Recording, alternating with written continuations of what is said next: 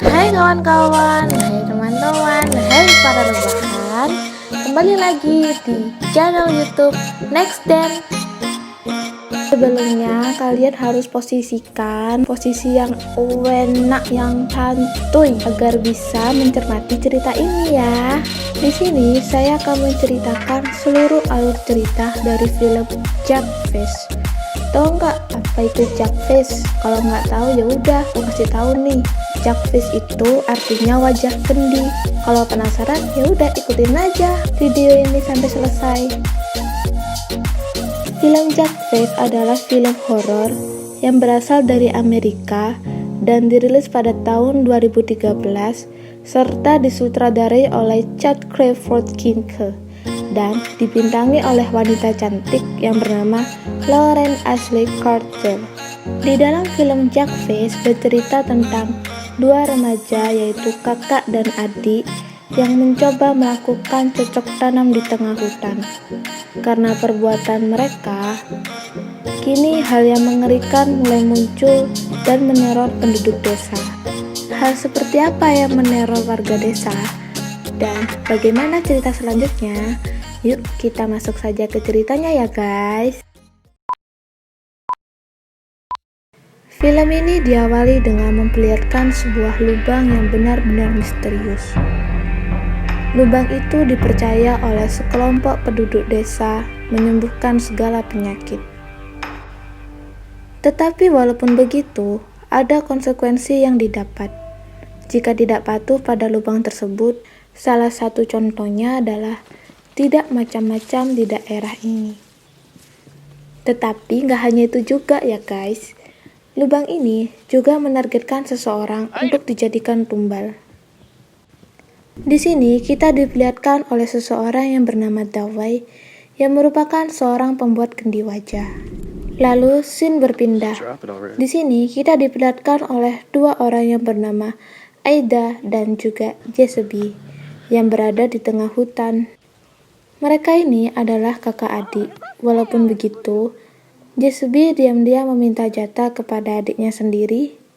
Karena adiknya juga sayang kepada Jesseby, akhirnya dia memberikan hal tersebut.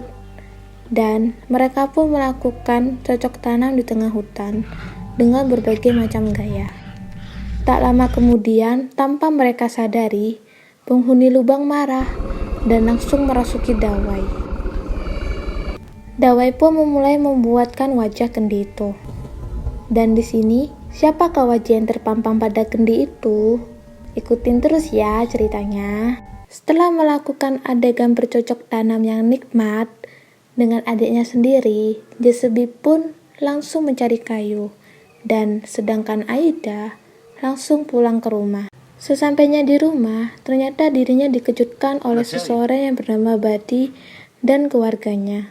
Dan ternyata orang tua Aida ingin menjodohkannya dengan Buddy. Karena hal tersebut, maka Aida memutuskan untuk pergi ke tempat Dawei. Sampai di tempat Dawei, Aida pun melihat Dawei mengalami pusing. Karena hal itu, dia tahu kalau Dawei baru saja membuat wajah. Kemudian, oleh karena itu, Aida langsung pergi ke tempat perapian untuk mencari tahu siapa wajah yang baru digambarkan. Dan di sini betapa terkejutnya Aida. Dan ternyata dirinya sangat terkejut karena kendi itu terpampang wajahnya sendiri. Sebelum Dawei memberitahukan kendi itu kepada penduduk setempat, Aida pun langsung mengambilnya dan menyembunyikannya di suatu tempat. Setelah selesai, Aida pun kembali pulang. Dan tak terasa malam pun tiba. Karena sebentar lagi Aida akan menikah dengan Buddy, seluruh keluarga mereka mengadakan makan-makan. Tetapi di sini kita melihat bahwa Jesseby tidak menyukai Buddy. Setelah selesai, Jesseby pun mulai menghampiri Aida. Di sana, Jesseby menyuruh untuk tidak memberitahukan hubungan terlarang mereka kepada siapapun. Karena ia sedikit bingung dan ingin curhat kepada seseorang, akhirnya Aida mengunjungi rumah kakeknya yang berada di dalam sebuah mobil telantar dan membawakan makanan kepada kakeknya. Aida pun curhat kepada kakeknya bahwa wajah kendi berikutnya adalah dirinya sendiri. threatens me. Di sini, kakeknya sangat terkejut dengan hal tersebut, tetapi kakeknya tidak memberitahukan kepada semua penduduk setempat. Ma? Keesokan harinya, Aida dan ayahnya pergi ke sebuah toko untuk menjual beberapa makanan dan minuman. Sesampai di sana, Aida langsung masuk ke dalam supermarket dan Aida diam-diam mencuri test bag untuk mengecek dia hamil atau tidak.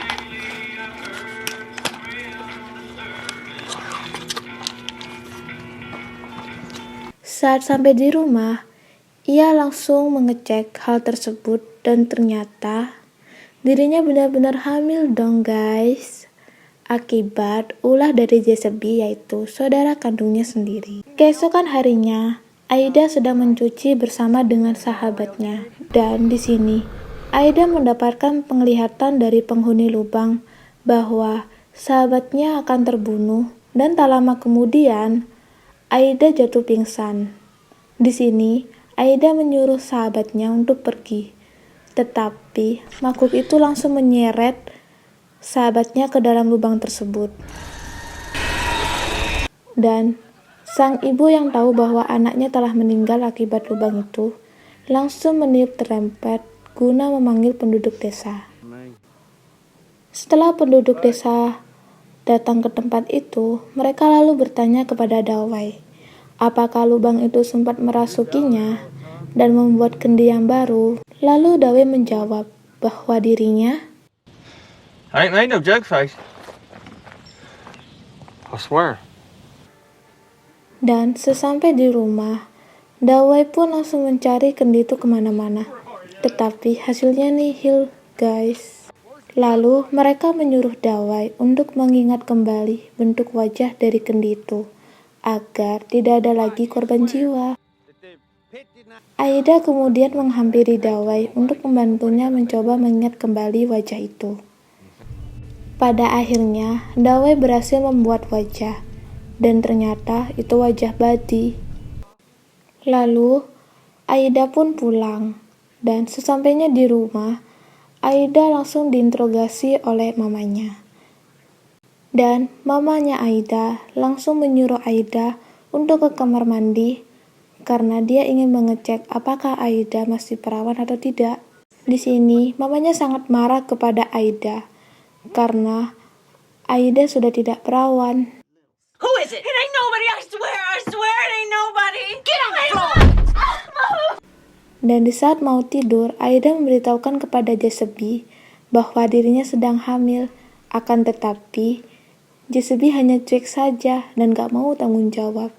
Gimana tuh? Ngelakuin, tapi gak mau tanggung jawab. Dasar cowok. Keesokan harinya, penduduk desa kembali berkumpul di sebuah lubang. Tak lupa, Dawai yang datang mengeluarkan kendi yang baru. Dan dengan wajah Badi. No! He's all we got! Dan dengan wajah Badi yang harus dikorbankan. Walaupun orang tua Badi tidak terima, pada akhirnya Badi pun menjalankan apa yang lubang itu mau. Pada akhirnya, Badi pun segera dipenggal. Sementara itu, Aida pergi ke tempat kakeknya yang sudah sakit-sakitan untuk bercerita tentang masalahnya. Sesampai di sana, dirinya sangat terkejut karena melihat penampakan seorang anak laki-laki yang menjelaskan bahwa kakeknya juga pernah menyembunyikan kendi yang berwajah istrinya. Karena kekacauannya dibuat oleh kakeknya sendiri, akhirnya membuat beberapa penduduk meninggal akibat ulah dari si kakek. Seiring berjalannya waktu, penduduk desa berhasil menemukan wajah istri dari kakeknya tersebut dan langsung membunuh istri dari sang kakek. Karena perbuatan si kakek yang mencoba menyelamatkan istrinya, akhirnya si kakek mendapatkan hukuman, yaitu tidur di sebuah mobil yang tak terpakai. Karena Aida tidak mau ada banyak korban jiwa karena ulah darinya, akhirnya Aida berencana untuk membawa kendi wajahnya ke tempat Dawai.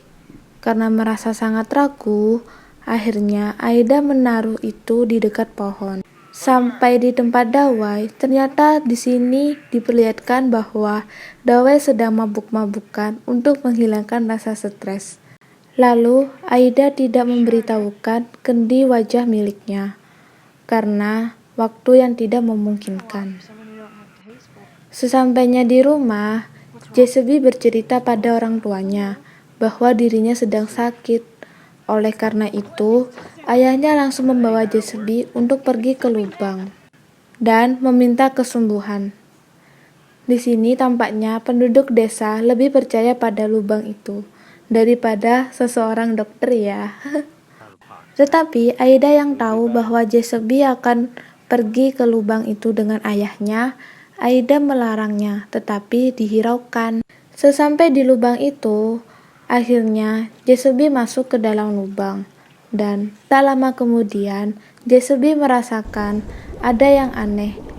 Ya, benar saja, penghuni tersebut langsung membunuhnya.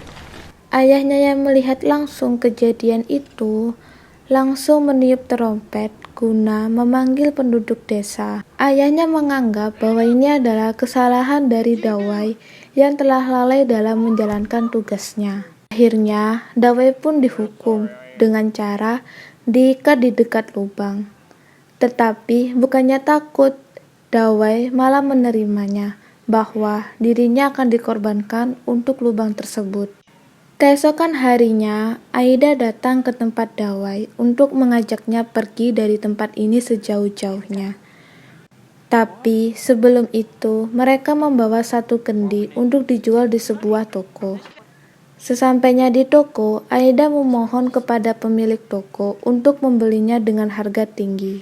Dan pemilik toko pun setuju, lalu ingin mengambil uangnya di kasir. Akan tetapi, bukannya mengambil uang di kasir, malah pemilik toko itu menelpon ayah Aida untuk datang ke tokonya. Tak lama kemudian, ayah Aida pun datang. Pada akhirnya, Aida dan Dawai pun tertangkap. Dan hukuman yang diberikan oleh sang ayah membuat Aida menjadi keguguran. Lalu ayahnya bertanya kepada Aida, siapa yang membuatnya menjadi hamil seperti ini? Tanpa ragu, Aida pun langsung menyatakan bahwa Jeseby lah yang telah membuatnya hamil. Karena merasa tidak percaya, akhirnya langsung pergi ke tempat Dawai untuk menanyakan hal ini. Lalu Aida mencoba untuk pergi ke suatu tempat. Dan tak lama kemudian, Aida pun bertemu dengan sosok misterius yang muncul. Di saat bersamaan, Aida pun mendapatkan penglihatan bahwa penghuni itu akan membunuh ayahnya sendiri. Lalu tak lama kemudian, Dawai pun segera meniup trompet yang membuat penduduk desa itu kembali berkumpul di dekat lubang. Dan Aida pun kemudian mulai menceritakan bahwa wajah kendi yang hilang itu merupakan wajahnya sendiri.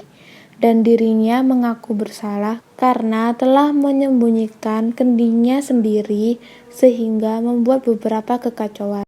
Mendengar hal itu membuat ibunya sangat marah karena ulah dari Aida menyebabkan banyak orang yang jadi korban jiwa. Lalu mereka berencana untuk menumbalkan Aida pada lubang tersebut.